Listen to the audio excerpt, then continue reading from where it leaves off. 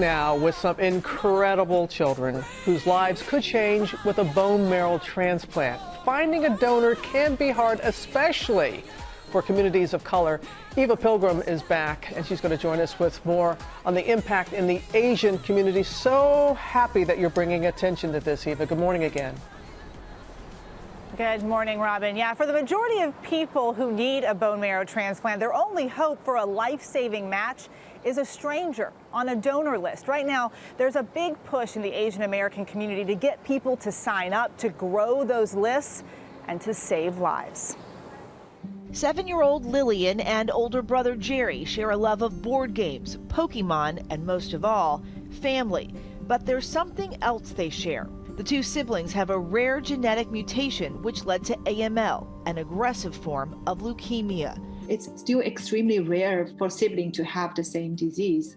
So I was shocked, I was devastated, and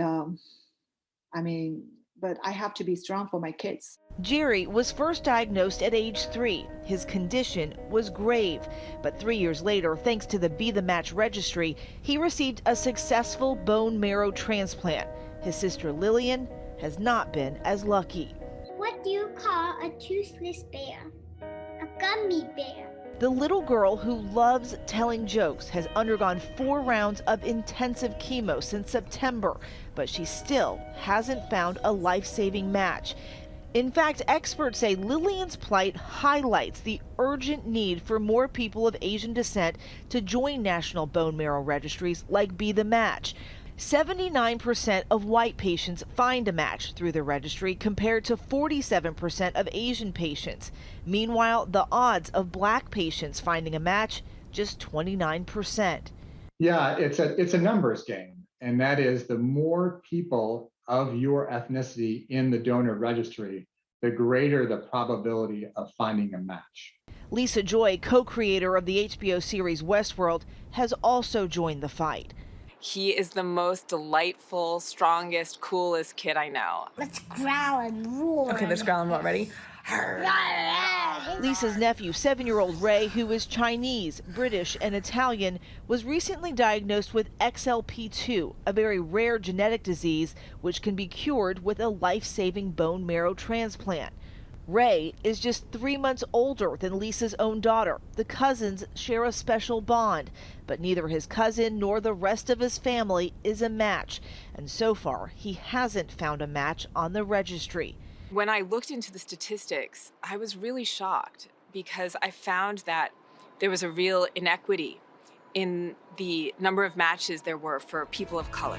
So Lisa recently partnered up with Be the Match to start a campaign called Roar for Ray, hoping to raise awareness for more Asian and mixed-race donors to join the registry.